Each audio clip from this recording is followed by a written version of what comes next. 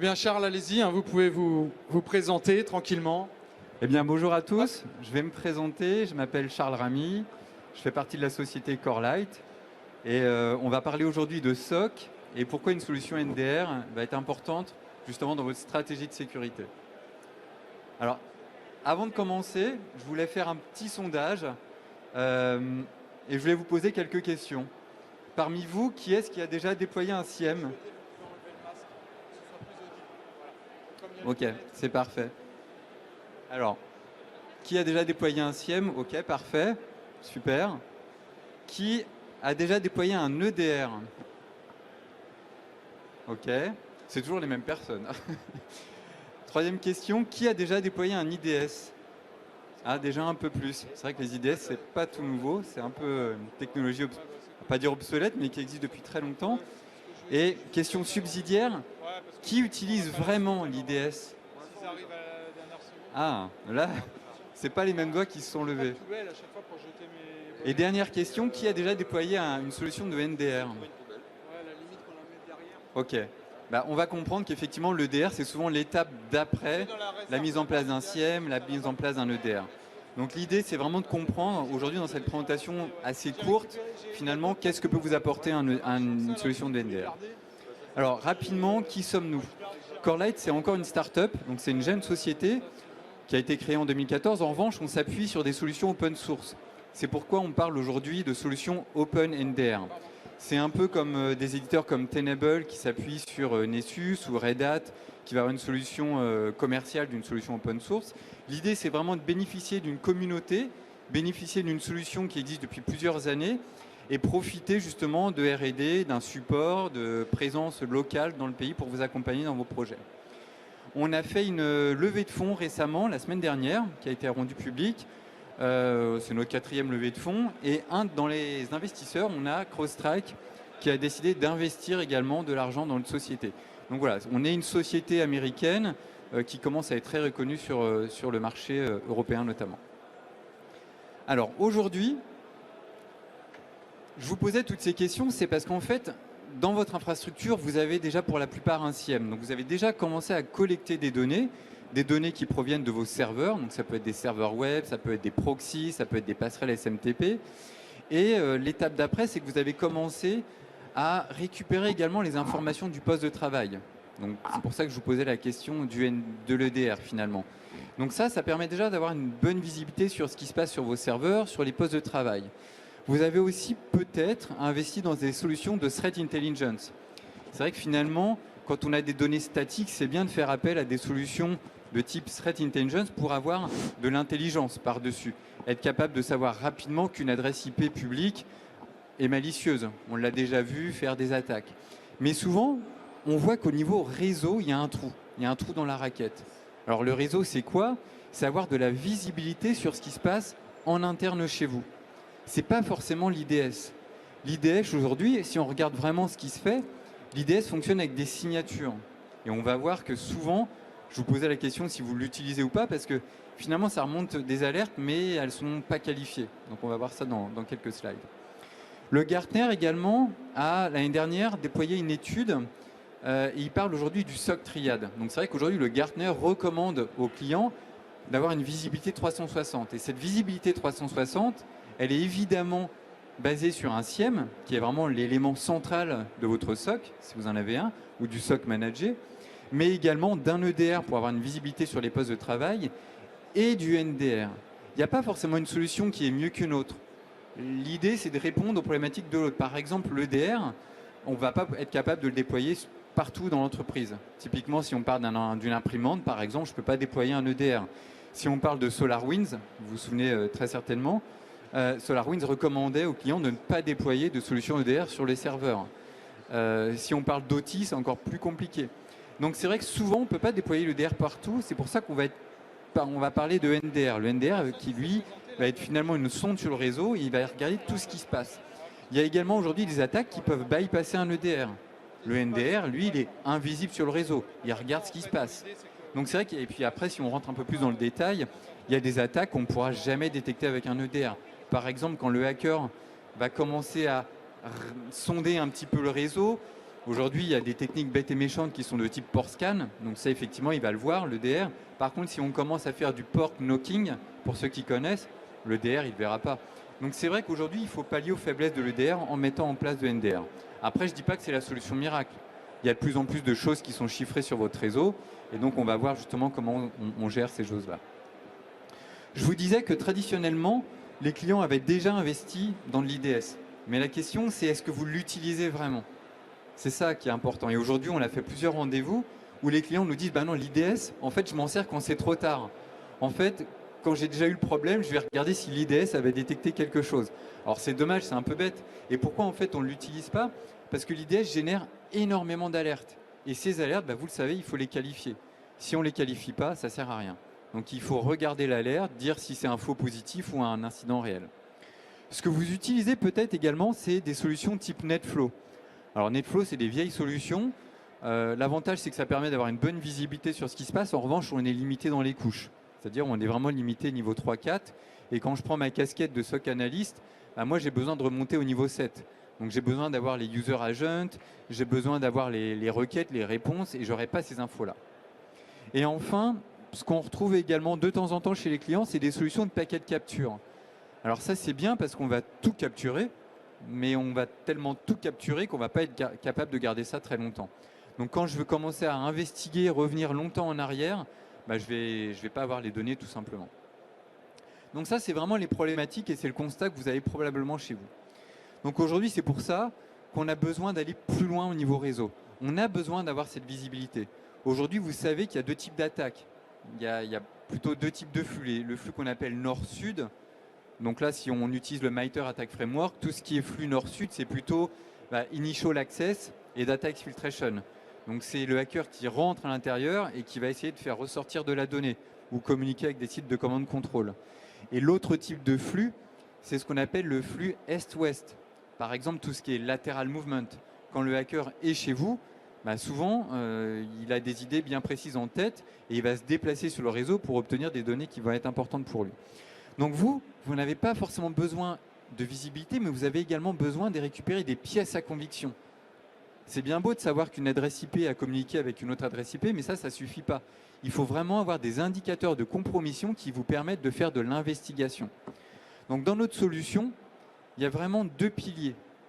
On va avoir un pilier de détection, parce que c'est évidemment une solution qui va vous permettre de détecter des attaques réseau qu'un équipement n'aurait pas vues. Par exemple, qu'on va avoir dans le slide suivant, la valeur ajoutée par rapport à un IDS. Mais c'est aussi des solutions que vous allez pouvoir utiliser pour faire de l'investigation. Et aujourd'hui, c'est ça qui manque. Typiquement, je prends un exemple tout bête. On voit le DNS. Vous avez tous un serveur DNS chez vous. Maintenant, je ne l'ai pas mis dans mon sondage, mais je pourrais vous poser la question, est-ce que vous loguez les requêtes? Là, vous allez très certainement dire, oui, on log les requêtes. Le monsieur dit non, mais potentiellement, on log les requêtes. Par contre, ce que vous ne loguez certainement pas, c'est les réponses. Et moi, quand je commence à investiguer, moi, j'ai besoin de la réponse. Ok, la requête DNS, c'est très bien, mais je ne sais pas quelle adresse IP. Et si je veux aller plus loin, savoir si le serveur il s'est connecté à cette adresse IP, je n'ai pas cette info. Donc ça ne suffit pas. C'est pour ça qu'on a besoin d'avoir de la visibilité et des données qui me permettent de faire de l'investigation. Donc c'est ce que vraiment va apporter notre solution. Alors je parlais de l'IDS. L'IDS, pour la plupart, vous en avez un. Ça peut être de l'IDS embarqué dans votre firewall, dans les firewalls dits next-gen, ou alors une solution dédiée. Mais le problème de l'IDS, c'est que bien souvent, les clients ne l'utilisent plus parce que ça génère trop d'alertes. Je prends un exemple tout bête. Imaginons un serveur web et un hacker qui fait une attaque de type SQL injection. Bon, c'est bien de détecter l'attaque, très bien. Maintenant, ce qui est important pour vous, c'est de savoir qu'est-ce qu'a répondu le serveur. Est-ce qu'il a répondu positivement ou est-ce qu'il a répondu négativement? S'il a répondu négativement, le serveur est patché, c'est un faux positif. En revanche, s'il a répondu positivement à l'attaque, là, on a peut-être un problème de sécurité. Et c'est ça que l'IDS ne vous apporte pas. Il n'y a pas cette notion de contexte. Donc nous, ce qu'on va être capable de vous apporter, c'est ce contexte. C'est-à-dire que lorsqu'on voit passer quelque chose, lorsque l'IDS détecte une attaque, on va vous donner le contexte. On va vous dire, bah oui, mais voilà en plus la réponse du serveur. Donc oui, effectivement, c'est un incident avéré. Ce n'est pas un faux positif. Donc cette combinaison d'IDS et de technologies qui me permettent de voir de la visibilité va vous donner du contexte et va vous permettre tout de suite de réduire le nombre de faux positifs. Alors concrètement, comme une attaque comme SolarWinds, comment on aurait pu aider? Alors je vais être honnête avec vous, SolarWinds, on l'a pas détecté, hein. Comme toutes les solutions du marché, si vous connaissez l'histoire, c'est pas du tout un équipement qui a détecté l'attaque SolarWinds. C'est tout simplement parce qu'un utilisateur a voulu enregistrer un téléphone et les équipes mendiants de FireEye ont dit mais c'est pas normal, l'utilisateur il a déjà un téléphone. Donc ils l'ont appelé et la personne a dit c'est pas moi. Et c'est comme ça qu'ils sont aperçus qu'il y avait des credentials qui avaient été usurpés. Et c'est à partir de là qu'ils ont eu besoin de faire un travail d'investigation. Et les équipes mendiants de FireEye utilisent nos solutions. Donc ils nous ont fait un gentil coup de pub parce qu'au mois de décembre, ils ont fait un tweet en nous remerciant et en expliquant que grâce à nos outils, ils avaient pu investiguer, avoir des données suffisantes pour comprendre tout ce qui s'était passé et être capable de revenir longtemps en arrière. C'est ça qu'on va être capable de faire avec notre solution. Alors concrètement, notre solution, c'est une solution de NDR, Network Detection and Response. Donc il y a évidemment une partie détection des attaques. Donc pour détecter des attaques, on va utiliser différentes technologies qu'on va voir, par exemple Suricata qui est un UDS, mais pas que, on va faire du Behavior Analysis, et on va avoir une grosse partie investigation. La partie investigation, c'est quand c'est trop tard, ou bien c'est quand on commence à faire des exercices de threat hunting. Je ne sais pas si vous commencez à en faire, il y a de plus en plus de SOC, de clients qui font du threat hunting. Et pour faire du threat hunting, il faut avoir de la donnée pertinente. Pareil, on a des clients qui commencent à aller vers du XDR, des clients qui commencent à aller vers du SOAR, qui mettent en place des playbooks. Si on n'a pas de données pertinentes, on ne peut pas avoir un SOAR efficace.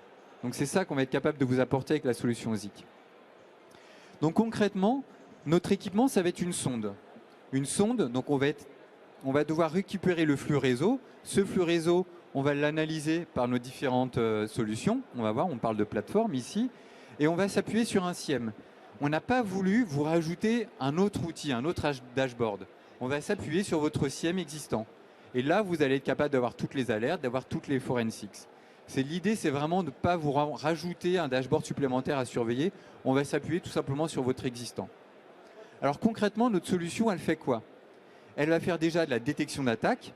Donc on va utiliser Suricata, qui est un IDS open source. Vous achetez des signatures là où vous souhaitez. Vous pouvez customiser, vous pouvez créer des règles.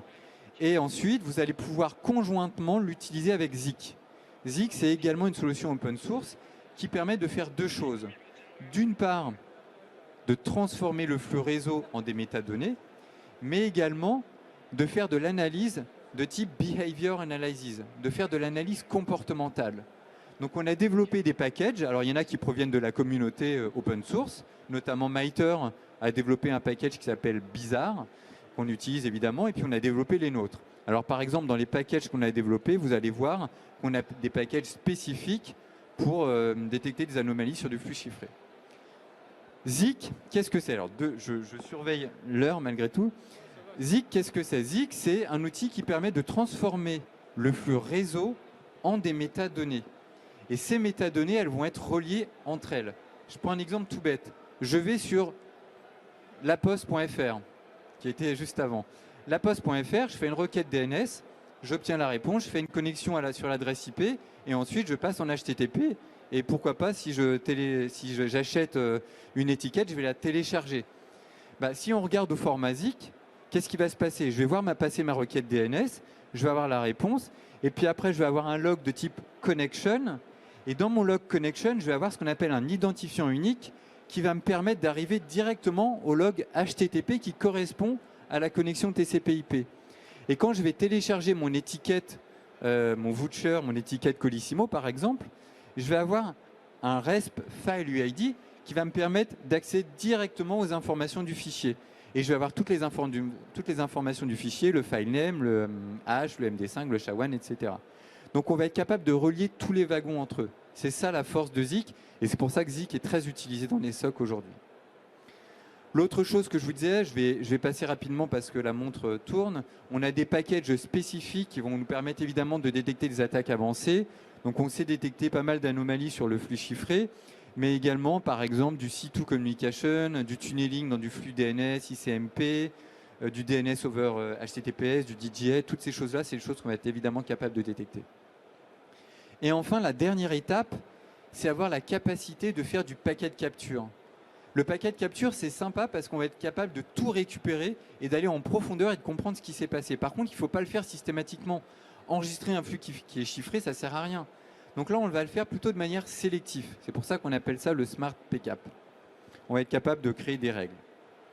Donc concrètement, on va avoir des sondes. Comme vous avez différents environnements, la sonde, elle peut être physique, elle peut être software, elle peut être virtuelle ou bien elle est dans le cloud. Comment aujourd'hui vous avez de la visibilité sur vos environnements DevOps, sur votre IaaS, sur votre PaaS? Là, on va être capable d'avoir des sondes dans le cloud qui va me permettre d'avoir de la visibilité sur ce qui se passe sur mon infra cloud. Et enfin, comme je disais, souvent vous allez avoir plusieurs sondes parce qu'il y a plusieurs types de flux. Est, ouest, nord, sud, on va en mettre dans la DMZ et on va en mettre effectivement au plus près des utilisateurs pour voir toutes les attaques de type lateral movement. On va avoir une console d'admin centralisée et on va pouvoir tout envoyer dans le SIEM. Donc voilà à quoi ressemble notre offre. L'idée, c'était vraiment de vous montrer globalement ce qu'on savait faire et je vous invite à venir sur le stand de Netmetrics si vous voulez avoir plus d'informations. Pour résumer notre offre, on va être capable de vous aider à détecter et avoir de la visibilité sur ce qui se passe sur votre réseau. C'est vraiment la partie détection. Et on va vous aider à investiguer. Ça, c'est quand c'est trop tard. C'est quand on a besoin de faire du threat hunting, détecter des anomalies. Donc, on va vraiment aider vos équipes à réduire le temps d'analyse pour être plus efficace. Donc, automatiquement, on va réduire les coûts d'exploitation. Et je voulais terminer par ce slide. Évidemment, le mieux, c'est de le voir en vrai chez vous. Donc, on est très ouvert pour faire des POC. C'est très simple, c'est non intrusif. La sonde n'a pas d'adresse IP, donc c'est très simple à déployer, très rapide à mettre en place. Et on a également déployé un petit guide. On a créé un petit guide OpenNDR pour les nuls. On peut vous le faire parvenir avec grand plaisir. Donc n'hésitez pas à venir nous voir. Voilà, il faut juste avec un petit QR code venir scanner si vous voulez l'obtenir. Voilà, je vous remercie pour votre attention. Est-ce que vous avez des questions? Merci Charles. Oui, certainement. Des questions, mesdames et messieurs? Personne? Tout est clair? Non? Bien, et ben, on peut vous retrouver sur votre stand. Exactement. Du coup? Ah, voilà. Hop. Je mets la petite bonnette. Merci. Vous m'entendez? Ouais, c'est bon. Oui. Ça fonctionne comment du coup le Smart Pickup? Vous avez dit que vous pouvez sélectionner que certains flux, enfin certains paquets à collecter et du coup ça se fait comment? Alors en fait, on va créer des règles. Donc typiquement, ça peut être des règles qui vont être soit basées sur des événements. Par exemple, si l'IDS remonte quelque chose, on va décider d'enregistrer. Alors techniquement, c'est un peu l'inverse, c'est-à-dire qu'on commence toujours à enregistrer et si on nous dit que ça ne sert à rien, on laisse passer. Et si l'IDS dit ah bah si, ça c'est quelque chose que je veux obtenir, on va continuer d'enregistrer et on va le stocker sur des appliances qui sont dédiés avec plusieurs terabytes. Et donc après, concrètement, dans le SIEM, on va avoir un lien, une URL. Quand on clique sur l'URL, on récupère le PCAP. L'idée, c'est vraiment de le faire de manière sélective pour être capable de remonter plusieurs mois en arrière. Les clients qui ont voulu voir s'ils avaient été impactés par Sunburst, ils ont été obligés de revenir 9 mois en arrière. Avec nos solutions, grâce au format ZIC, comme c'est des métadonnées, vous pouvez garder les données plusieurs mois, voire plusieurs années dans votre SIEM. C'est ça la force et l'intérêt de ZIC, cette capacité de pouvoir remonter dans le temps.